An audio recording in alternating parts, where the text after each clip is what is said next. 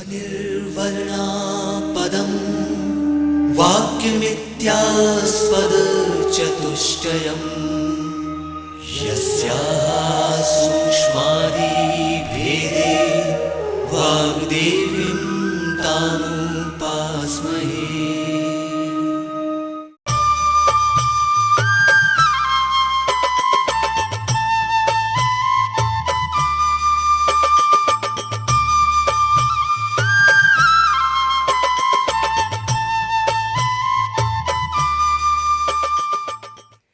मध्य प्रदेश भोज मुक्त विश्वविद्यालय की बीए द्वितीय वर्ष, बीएससी, बीकॉम, बीएचएससी द्वितीय वर्ष के आधार पाठ्यक्रम विषय में महिला सशक्तिकरण प्रश्न पत्र के अंतर्गत इकाई 3 के महिला सशक्तिकरण मुद्दे और चुनौतियों पर आज हम चर्चा करेंगे। मैं हूं आपके साथ डॉक्टर माधवी लता दुबे, प्राध्यापक समाजशास्त्र। विद्यार्थियों, आप सभी का इस व्याख्यान में स्वागत है। आज हम प्रमुख मुद्दे और चुनौतियां महिला सशक्तिकरण के संबंध में समझेंगे। इसके पहले थोड़ी सी चर्चा हमारे पिछले जो व्याख्यान श्रृंखला में बताई गई, आपसे जो साझा की गई बातें हैं जिनमें महिला सशक्तिकरण क्या है, आप इस पर विचार करें कि हमने यह जाना था कि महिला सशक्तिकरण आत्मसम्मान के साथ निर्णय लेने की स्वतंत्रता और संसाधनों तक पहुंच, इस सब के साथ भागीदारी, समान रूप से भागीदारी के अवसर जब महिला को प्राप्त होते हैं समाज में, तब यह प्रक्रिया आसानी से संचालित होती है। आप सभी यह जानते हैं कि भारत एक विकसित अर्थव्यवस्था की तरफ आगे बढ़ रहा है, लेकिन हम अभी बहुत पीछे हैं क्योंकि हमारे यहाँ महिलाओं की भागीदारी हर मामले में तुलनात्मक रूप से कम है। इसके साथ साथ अन्य सारी चिंताएं हैं जिन्हें आज हम जानेंगे। विद्यार्थियों, महिला सशक्तिकरण के जो प्रमुख मुद्दे हैं, कौन से मुद्दे, जो बाधाएं हैं जिनसे कि हम महिला सशक्तिकरण के लक्ष्य को प्राप्त नहीं कर पा रहे हैं। जैसा कि विदित है कि हमारे सामने एक बड़ा लक्ष्य है, वैश्विक स्तर पर सतत विकास लक्ष्य 2030 एजेंडा जो है, उसमें 5वें नंबर का जो लक्ष्य है वह लैंगिक असमानता को दूर करने पर आधारित है। तो आज हम किस स्थिति में हैं, आज के व्याख्यान में यह सब भी आप समझ सकेंगे और इसके साथ साथ इन कारणों की गहराई तक जाने का हम प्रयास करेंगे। तो प्रमुख मुद्दे कौन से हैं? लैंगिक असमानता, महिलाओं के विरुद्ध हिंसा, प्रशिक्षण और आर्थिक अवसर की कमी, इसके अलावा महिलाओं के जीवन समाज में रहते हुए उनकी अवस्था के हिसाब से, उनके पारिवारिक जीवन के हिसाब से जो और चुनौतियां हैं, जो और समस्याएं हैं, इन पर भी हम चर्चा करेंगे। तो जहां तक जितने मुद्दे हैं, उन मुद्दों को हम अभी तक प्राप्त क्यों नहीं कर पाए हैं, इसलिए हमें समाज में व्याप्त जो चुनौतियां हैं, चैलेंजेस हैं अभी सामाजिक, आर्थिक, राजनीतिक, इन सब को भी जानना आवश्यक है। तो आइए अब हम अपने व्याख्यान में पहला जो मुद्दा है, लैंगिक असमानता, इस पर चर्चा करेंगे। विद्यार्थियों, हमें यह जानना आवश्यक होगा कि वैश्विक स्तर पर लैंगिक असमानता सूचकांक जो जारी होता है, उसमें भारत की स्थिति अभी क्या है। तो चूंकि 23-24 में रिपोर्ट प्रकाशित हुई यूएनडीपी द्वारा, मानव विकास संबंधी रिपोर्ट कहलाती है, उसमें 2022 की स्थिति में भारत 193 देशों में 108वें स्थान पर था। इसका मतलब समझ में आया कि हम अभी लैंगिक भेदभाव को पूरा करने में बहुत पीछे हैं। तो क्या है इसका अभिप्राय, किसको हम कहेंगे लैंगिक असमानता? तो लैंगिक असमानता का आधार होता है लिंग के आधार पर, जो भी समाज में स्त्री और पुरुष हैं, या जो लैंगिक अलग भी थर्ड जेंडर भी इसमें शामिल हो सकता है, लेकिन हम यहाँ पर बात कर रहे हैं महिला सशक्तिकरण के संबंध में। तो स्त्री और पुरुष की तुलना में जब अधिकार और संसाधनों तक पहुंच समान अवसर के रूप में नहीं प्राप्त होती, तो असमानता की स्थिति तैयार होती है। यूएनडीपी ने जो इंडेक्स जारी किया है, उसमें दुनिया के अन्य देशों के साथ जब निकाला गया ये असमानता का अंतर, तो उसने कुछ आधार सुनिश्चित किए। उसमें सशक्तिकरण की प्रक्रिया, इसके अलावा श्रम बाजार में महिलाओं की भागीदारी, प्रजनन स्वास्थ्य, इनको प्रमुख आधार के रूप में रखा। तो आगे हम देखते हैं कि महिलाओं की असमानता क्या परिणाम लाती है समाज में। तो जब असमानता होती है, लैंगिक असमानता होती है, तो उसके साथ साथ में हमारे जो प्रमुख मुद्दे हैं महिलाओं के विरुद्ध हिंसा के, वो सामने आते हैं। क्योंकि जब हम समान रूप से भागीदारी नहीं कर सकते, निर्णय नहीं ले सकते, एक हिस्सा कमजोर तबके में आएगा तो दूसरा जो शक्तिशाली है वो उसके साथ उत्पीड़न का माहौल तैयार हो जाता है। तो समाज में महिलाओं के विरुद्ध, भारतीय समाज में जहां हम देखते हैं कि दो तरह की हिंसा सामान्य रूप से प्रचलित है।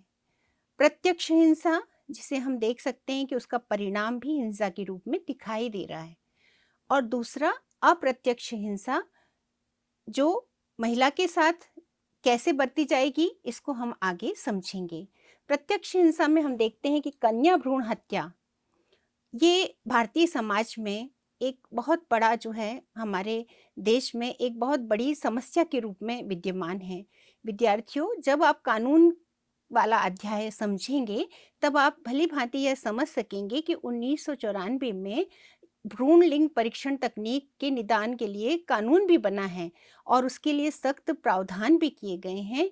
लेकिन इसके बाद भी यूनिसेफ की एक रिपोर्ट ये कहती है कि भारत में अब तक 5 करोड़ अजन्मी बालिकाओं का जो है ना, एक तथ्य सामने आता है। यानी हमारे देश में अभी भी कन्याओं का भ्रूण हत्या का प्रचलन बना हुआ है।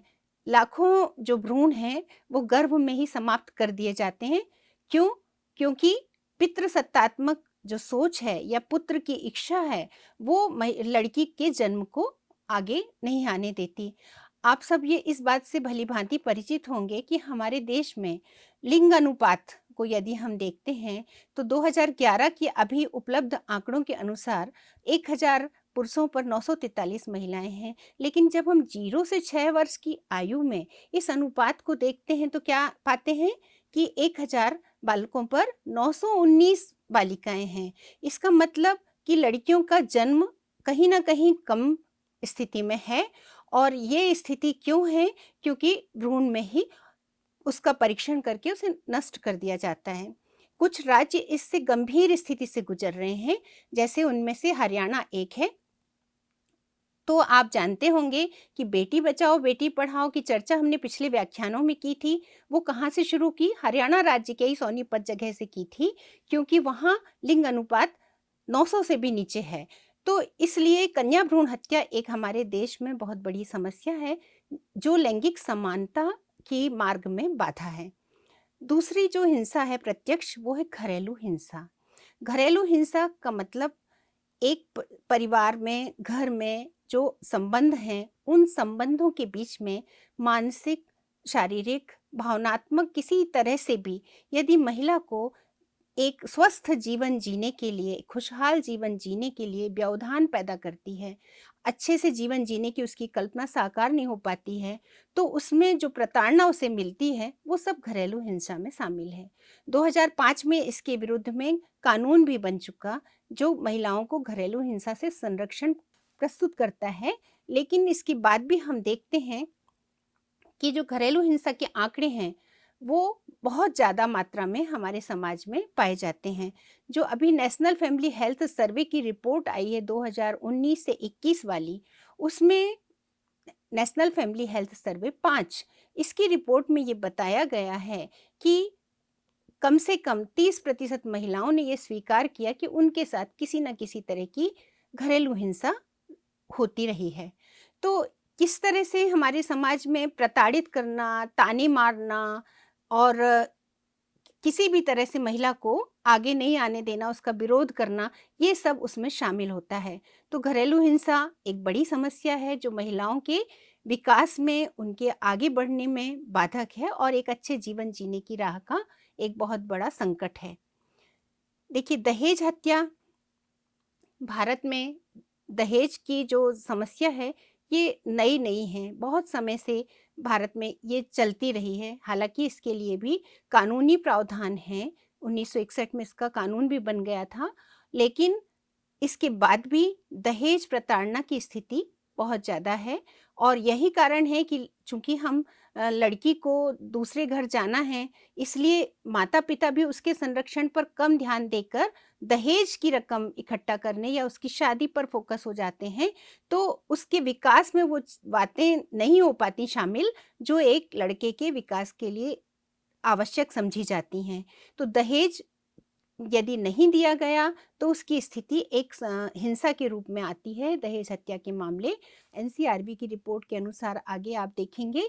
बलात्कार के मामले हमारे देश में बहुत ज़्यादा स्थिति में बलात्कार होते हैं और राष्ट्रीय अपराध जो अन्वेषण ब्यूरो है, उसके आंकड़ों से स्पष्ट होता है कि हमारे भारत में महिलाओं के विरुद्ध अपराधों की दर प्रति 1 लाख आबादी पर कितनी है, बढ़ती जा रही है। ये किस मात्रा में बढ़ती जा रही है? अगर हम पिछले आंकड़ों से तुलना करें, तो जैसे 2018 से 22 के उपलब्ध जो आंकड़े हैं, इसमें हम क्या देखते हैं कि महिलाओं के खिलाफ जो अपराध दर्ज होते थे, वृद्धि हुई है। तो ये जो स्थिति है, हमारे देश में एक गंभीर संकट को हमारे सामने रखती है कि किस तरह महिलाओं के विरुद्ध अपराधों की दर निरंतर बढ़ती जा रही है। तो अभी हमने यह जाना कि महिलाओं के विरुद्ध प्रत्यक्ष हिंसा किस तरह से समाज में प्रचलित है।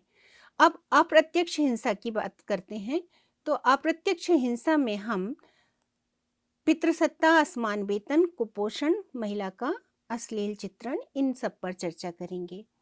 विद्यार्थियों, पितृसत्ता का अभिप्राय जो भी हमारे समाज में पुरुष प्रधान मानसिकता विद्यमान है, यानी निर्णय लेने और स्वामित्व सभी तरह के अधिकारों में आगे रखने की जो सोच है, उस सोच ने महिलाओं को कमतर बनाया है। महिलाओं के ऊपर काम करने वाली प्रमुख नारीवादी जो एक्टिविस्ट हैं, एक कमला भसीन, उन्होंने ये कहा कि महिलाओं के सशक्तिकरण की अगर बड़ी बाधा है तो वो पितृसत्ता है, क्योंकि पितृसत्ता से जुड़ी हुई जो सामाजिक संरचना है, जो हमारे नियम हैं समाज के, वो महिलाओं के विकास में बाधक हैं।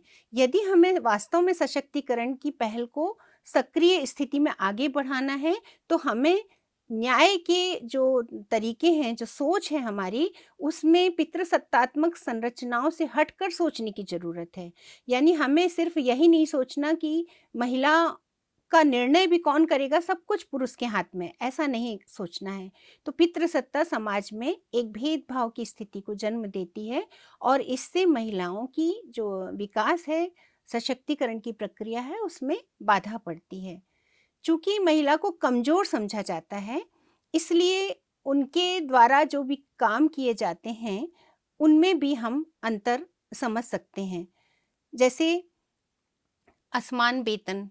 असमान वेतन यानी महिला कोई कार्य करती है तो ये आंका जाता है कि महिला कमज़ोर है, तो उसके द्वारा किया गया कार्य भी उतना श्रेष्ठ नहीं है जितना पुरुष के द्वारा, तो तुलनात्मक रूप से उसे वेतन में असमानता है। जबकि हमारा संविधान समान वेतन की बात करता है, महिला समानता की बात करता है। अनुच्छेद 14 में हम किसी भी तरह का भेदभाव नहीं करने की बात करते हैं और समान वेतन के लिए हम प्रतिबद्ध हैं। इसके बाद भी समाज में ये गैर बराबरी मौजूद है। कुपोषण की जहाँ तक स्थिति है, तो खान-पान में अंतर और इस तरह से हमको यानी भोजन में माता-पिता परिवार में जो भेदभाव करते हैं, बाद में खाने की संस्कृति महिलाओं की। दूसरी चीज़ ये कि लड़के को ठीक से देना, लड़की के भोजन में थोड़ा अंतर करना, धीरे-धीरे क्या होता है कि ये स्थिति कुपोषण के रूप में आती है और कुपोषण की स्थिति इतनी बड़ी है कि फिर से हम उन्हीं आंकड़ों का हवाला देंगे। राष्ट्रीय जो परिवार स्वास्थ्य सर्वेक्षण की रिपोर्ट है एनएफएचएस 5 की, उसमें ये बताया गया कि 49% महिलाएं एनीमिक हैं, खून की कमी है महिलाओं में। लेकिन जब हम बालिकाओं की बात करते हैं, तो किशोरी बालिकाओं में ये 59% है। तो आप सोचिए कि भारत में कुपोषण की स्थिति कितनी खराब है। इसके अलावा भारतीय समाज में जो महिलाओं की सामाजिक संरचना में हम महिलाओं की स्थिति पर जब चिंतन करते हैं, तो हम पाते हैं कि इंटरसेक्शनलिटी यानी अंतर विभागीयता यानी जेंडर और कास्ट के रिलेशन को यदि हम देखते हैं तो क्या पाते हैं कि समाज में अ, अनुसूचित जाति, अनुसूचित जनजाति, सामान्य महिला, इन सब के स्वास्थ्य और शिक्षा और इनके पोषण, इन सब के आंकड़ों में बहुत भिन्नता है।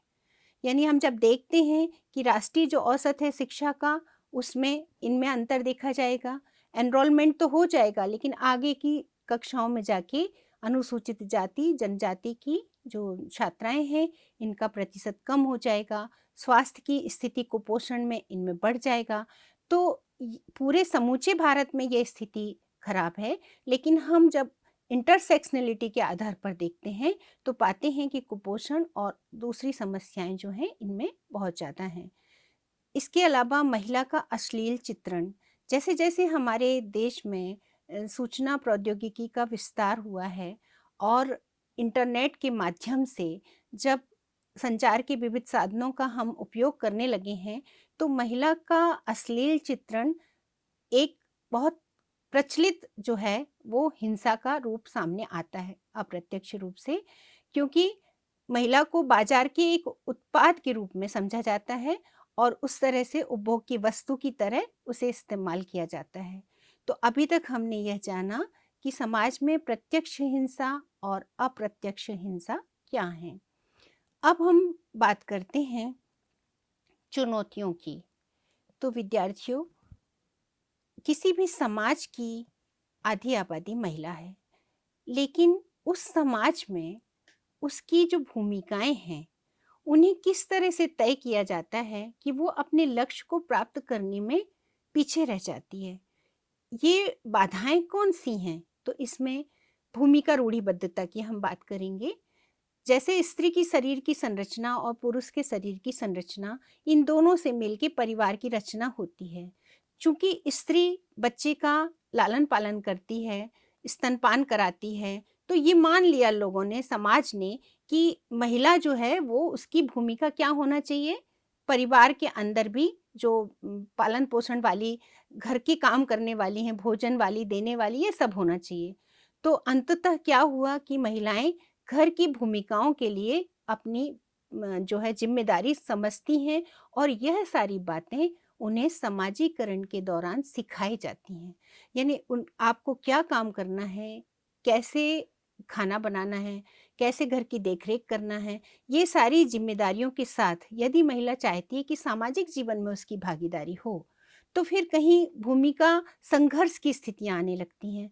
तो भूमिका की रूढ़िबद्धता से मतलब ये है कि ये मान लिया है कि महिला होने के नाते आपको यही काम करना है। इसलिए कई बार महिलाएं जो अवसर हैं इन तक पहुंच अपनी नहीं बढ़ा पाती। दूसरी बात यह है कि भेदभावपूर्ण सामाजिक मानदंड। कानून हमें समानता देता है। भारतीय समाज संविधान जो है वो कानून के दृष्टि से महिलाओं को पूरी सुरक्षा प्रदान करता है, लेकिन समाज की दृष्टि से जब हम देखते हैं तो भारतीय समाज में कानून से रक्षित होने के बाद भी महिला परंपराओं से, सामाजिक मानदंडों से सुरक्षित नहीं है, क्योंकि जो भेदभाव किया जाता है उसके कारण आज भी हम देखते हैं तो संपत्ति में महिलाओं की उत्तराधिकार अधिनियम बनने के बाद भी बराबर की भागीदारी नहीं है।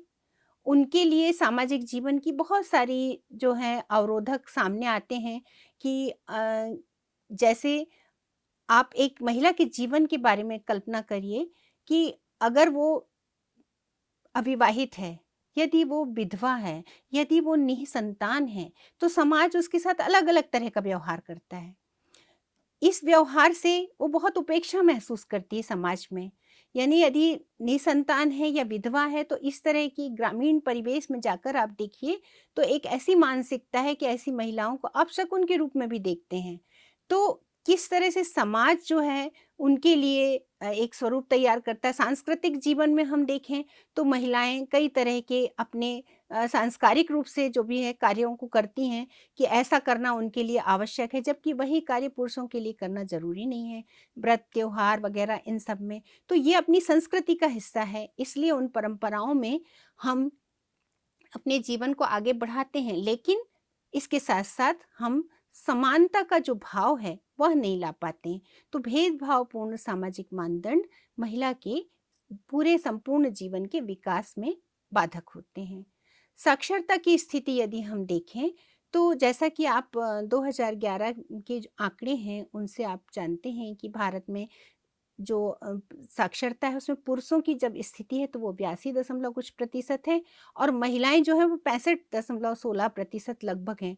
तो ये जो अंतर है महिला और पुरुष के बीच में, यह अंतर भी स्पष्ट करता है कि हम महिलाओं की साक्षरता की स्थिति को समाज में बराबर कर नहीं पाते हैं।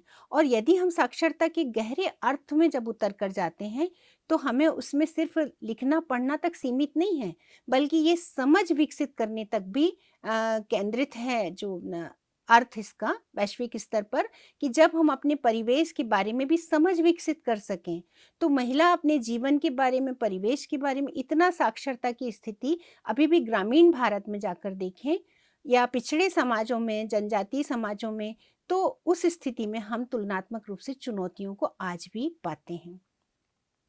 इसके बाद जो है वो सुरक्षा संबंधी चिंताएं हैं। तो सुरक्षा संबंधी चिंताओं में यह है कि चूंकि हमने एक ऐसी संस्कृति को निर्मित कर रखा है कि हम महिलाओं की सुरक्षा को लेकर हमेशा सशंकित होते हैं।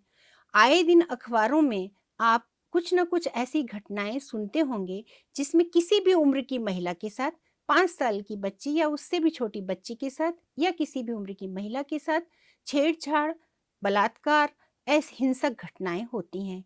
तो ये सुरक्षा जो है, इसकी चिंता, यह एक बहुत बड़ी चुनौती के रूप में हमारे सामने है। जब तक हम ये चुनौती दूर नहीं करेंगे तब तक महिला सशक्तिकरण के लक्ष्य को पाना अपने आप में मुमकिन नहीं है। आर्थिक चुनौतियों में यदि हम देखते हैं तो रोजगार के अवसर सीमित हैं। रोजगार के सीमित अवसर क्यों हैं? क्योंकि जब हम ये बात कर चुके हैं कि महिला साक्षर तो है लेकिन आगे की कक्षाओं में उसका प्रतिशत कम होने लगता है, फिर कौशल प्रशिक्षण नहीं लिया है, तो इस तरह की जो चूंकि तथ्य हमारे सामने हैं, तो इन तथ्यों के आधार पर हम यह समझ सकते हैं कि महिलाओं के लिए रोजगार के अवसर भी सीमित हो जाते हैं। और इसके चूंकि रोजगार के अवसर सीमित होंगे, कहीं कहीं डिजिटल जो गैप है वह भी विद्यमान है। महिला प्रशिक्षित नहीं है नए नए तरह के जो रोजगार के अवसर हैं। भूमंडलीकरण ने भी हमारे सामने चुनौतियां दी हैं कई सारी। तो इन सब के चलते यह जरूरी है कि कौशल विकास और प्रशिक्षण के अवसर महिला को बराबर जब तक नहीं मिलेंगे तब तक हम इन चुनौतियों का सामना करते रहेंगे और आगे नहीं बढ़ पाएंगे। राजनीतिक चुनौतियों में हम देखते हैं कि कम राजनीतिक भागीदारी महिला की, हालांकि पंचायतों में हम देख रहे हैं कि चूंकि 243D अनुच्छेद के अनुसार महिलाओं को आरक्षण की सुविधा प्राप्त है और भारत के अनेक राज्यों ने 50% तक महिलाओं को भागीदारी दी है, इसलिए महिला सरपंच आगे आई हैं, पंच बनी हैं। लेकिन इसके बाद ये प्रतिनिधित्व भी छद्म प्रतिनिधित्व की तरह सामने आता है, क्योंकि ज़्यादातर मामलों में पति निर्णय लेते हैं, यानी सरपंच पति की अवधारणा अभी भी ज़्यादा प्रबल है तुलनात्मक रूप से महिला की सहभागिता के। इन बातों को हम आंकड़ों के माध्यम से बहुत अच्छे से समझ सकते हैं। सांख्यिकी मंत्रालय की वार्षिक मॉड्यूलर सर्वेक्षण रिपोर्ट जो 2022-23 में प्रकाशित हुई, उसमें यह बतलाया गया कि 15 से 29 वर्ष की 44.6% महिलाओं के पास कोई भी कार्य नहीं था या किसी तरह का प्रशिक्षण नहीं था। तो अब आप सोचिए कि किस तरह से महिलाएं जो हैं प्रशिक्षण के अभाव में अनौपचारिक क्षेत्रों में, असंगठित क्षेत्रों में, फुटकर कामों में आगे बढ़ती हैं, क्योंकि उन्हें किसी तरह का व्यवस्थित अवसर प्राप्त होने की संभावना कम हो जाती है। अब हम देखते हैं कि राजनीतिक प्रतिनिधित्व, तो आपके सामने जो आंकड़े हैं वो हम अब 18वीं लोकसभा तक पहुंच चुके हैं। तो इसकी स्थिति तक आते आते भी आज स्थिति ये है कि संसद में मात्र 74 महिला प्रतिनिधि हैं और 31 सांसद राज्यसभा में हैं, 7 मंत्री कैबिनेट में हैं। तो इतने बड़े जो हम जिस संविधान के आधार पर समानता की बात करते हैं, लेकिन जब हमारे प्रतिनिधि मंडल में हम देखते हैं तो इतनी कम भागीदारी इसका अभिप्राय ये है कि महिलाओं की राजनीतिक जो संस्कृति है हमारे समाज की, वो कहीं न कहीं महिलाओं को प्रतिनिधित्व के मामले में आगे आने में चुनौती पैदा करती है। विद्यार्थियों, कुछ और चुनौतियों की अगर हम बात करें, तो कानून का अपर्याप्त क्रियान्वयन। कानून बहुत सारे हैं। हर एक महिला को ये अधिकार है कि अगर उसके साथ कोई घटना घटती है, कुछ अपराध होता है तो उसकी तुरंत शिकायत कर सकती है। 0 एफआईआर का प्रावधान है। पॉश एक्ट बना कार्यस्थल पर महिलाओं का जो शोषण होता है उसकी रोकथाम के लिए, ये तमाम तरह की सुरक्षा के लिए कानून हैं। लेकिन क्या है कि कई बार महिलाओं को ही इसका संज्ञान नहीं है। महिलाएं ये नहीं समझती कि उन्हें निःशुल्क विधिक सहायता प्राप्त हो सकती है। वो अपने अधिकारों की आवाज़ उठा सकती हैं, लेकिन कानूनों का ठीक से ज्ञान नहीं होना और स्कूली पाठ्यक्रम से इन चीज़ों के बारे में अवगत नहीं होने से क्या होता है कि महिला अपने को समझती है कि उसे ये अधिकार नहीं, जबकि अधिकारों की समझ होना और अवसरों को प्राप्त करना, ये सब सशक्तिकरण का आधार है। तो यदि कानून का पर्याप्त क्रियान्वयन हो रहा है तो उसकी पहले जिम्मेदारी ये है कि महिला खुद उस कानून का इस्तेमाल करने में आगे नहीं आती। मौन चुप्पी की संस्कृति समाज में है। यदि कोई अपराध होता है तो अपराध किसके द्वारा किया गया, उससे ज़्यादा दोषी जिसके साथ किया है उसको माना जाता है। यानी महिला को मानसिक प्रताड़ना होने लगती है कि अरे, इस तरह की लड़की है, इस तरह की महिला है, इसके साथ ये हुआ। तो ये जो मानदंड हैं, दोहरे मानदंड समाज में, जिसमें यौन सुचिता की लंबी-चौड़ी बातें की जाती हैं, इसमें महिला को दोयम दर्जे का समझ के उसके साथ जो व्यवहार किया जाता है, उसमें कई बार जब हम अभी इंटरसेक्शनैलिटी की बात कर रहे थे, तो उसमें आंकड़े जो उपलब्ध आंकड़े हैं उनमें इस बात का भी हवाला दिया जाता है कि जो कमज़ोर वर्ग की महिलाएं हैं, इनके जो दर्ज आंकड़े हैं वो भी जितने होते हैं उससे कम दर्ज किए जाते हैं। तो यानी उन कहीं न कहीं उनके ज्ञान में कहीं कमी है। दूसरी बात ये है कि उनके क्रियान्वयन लेवल पे भी कहीं न कहीं कमी है और इसलिए हम एक अच्छे ऐसे समाज का निर्माण नहीं कर पा रहे जो सतत विकास लक्ष्य 2030 को हमें प्राप्त करने में अभी अपने आप में परिपूर्ण समझें। रास्ते बहुत हैं, लेकिन हम चूँकि कहीं न कहीं शिक्षा और अपने कमज़ोर जागरूकता के कारण इन तक नहीं पहुँच पाते हैं। वैश्वीकरण, जैसा कि आप सभी जानते हैं कि 1991 में जो नई आर्थिक नीतियाँ आई थीं, उन्होंने हमारे देश में और पूरी दुनिया में एक ऐसे सांस्कृतिक वातावरण को निर्मित किया, जिसमें हम पूरी दुनिया के तमाम देशों की संस्कृति से रूबरू होने लगे। कई जगह के उत्पाद एक दूसरे देशों में प्रचलित हो गए आर्थिक नीतियों के कारण। तो उसके बाद निश्चित तौर पर कुछ सकारात्मक परिवर्तन भी आए, लेकिन हमारे देश में चुनौतियों के रूप में हम देखते हैं तो महिलाओं के साथ जहाँ एक बार परिवार, जाति, नातेदारी संबंधों के तथाकथित जो मानदंड थे, उनसे खुलापन महसूस हुआ। लेकिन इसके बाद जो चैलेंज आए वो क्या आए हैं कि जो महिलाओं के काम थे, हुनर थे ट्रेडिशनल, जो उनके तरीके थे, कम शिक्षा के बाद भी जो अपना काम कर लेती थीं, वो उसका विस्थापन हो गया। तो कैसे? अभी आप देखिए श्रम बाज़ार में यदि हम देखें तो एनएसएसओ के आंकड़े जो हैं 2011-12 के, वो ये बताते हैं कि अगर हम देखें तो महिला अनौपचारिक क्षेत्रों में, असंगठित क्षेत्रों में ज़्यादा जा रही है। यानी श्रम बल में भागीदारी की जब रिपोर्ट देखते हैं तो देखते हैं कि कृषि मजदूर में महिला का प्रतिशत 52% है। यानी असंगठित क्षेत्रों में महिलाएं काम तलाश रही हैं, चूंकि उनके पास प्रशिक्षण की कमी है, रोज इतना योग्यता नहीं है, इसलिए वो जो वैश्विक स्पर्धा है, प्रतिस्पर्धा, इसमें पीछे हो जाती हैं। तो विद्यार्थियों, आज हमने कई सारी चुनौतियों के बारे में जाना, महिला सशक्तिकरण से संबंधित मुद्दों के बारे में जाना। ये मुद्दे किस लिए, महिला सशक्तिकरण के लक्ष्य को प्राप्त करने के प्रमुख मुद्दे जिन पर हमें चिंतन करना चाहिए। इसलिए करना चाहिए क्योंकि हम एक ऐसे देश में निवास करते हैं जहां हमें संविधान से बराबरी का दर्जा मिला है, किसी तरह की असमानता को स्वीकार नहीं किया गया। लेकिन समाज में जो जड़ें हैं, उन जड़ों में लैंगिक असमानता, महिलाओं के विरुद्ध हिंसा और उन यही हिंसा और यही लैंगिक असमानता उनको कई तरह के अवसरों से वंचित कर देती है। तो इसके परिणाम स्वरूप हम देखते हैं कि समाज में जो है असमानता का वातावरण है और हम स्त्री पुरुष भेदभाव के कई रूप सामने देखते हैं। इन चुनौतियों को हम समाज में आर्थिक रूप से, राजनीतिक रूप से इसलिए पाते हैं क्योंकि हर एक क्षेत्र में महिला पुरुष से कमतर अवसरों तक पहुंच पाती है। तो अभी तक आपने यह जाना कि महिला सशक्तिकरण, जिसमें महिला आत्मसम्मान के साथ सामाजिक जीवन में अपने निर्णय लेने की स्वतंत्रता और अवसरों तक पहुंच सकती है, उसको प्राप्त करने के मुद्दे क्या हैं प्रमुख, किन बातों को हमें दूर करना है, चुनौतियां समाज में किस तरह से व्याप्त हैं, इसके बारे में आप इस व्याख्यान में अपनी समझ विकसित कर सके होंगे। अब हम कुछ प्रश्न के माध्यम से आपके इस ज्ञान को जानना चाहेंगे कि आपने व्याख्यान से क्या सीखा। जैसे, महिलाओं के विरुद्ध प्रत्यक्ष हिंसा का उदाहरण निम्न में से कौन सा सही नहीं है। हमने व्याख्यान में प्रत्यक्ष हिंसा और अप्रत्यक्ष हिंसा इन दोनों को लिया। तो प्रत्यक्ष हिंसा में हमने किन आधारों को लिया और अप्रत्यक्ष में से किसको लिया। आप इसमें से एक जो सही नहीं है उसको हटा देंगे। कन्या भ्रूण हत्या, घरेलू हिंसा, असमान वेतन, बलात्कार। तो आप जानते ही हैं कि व्याख्यान में हमने आपको बताया था कि असमान वेतन अप्रत्यक्ष हिंसा का उदाहरण है।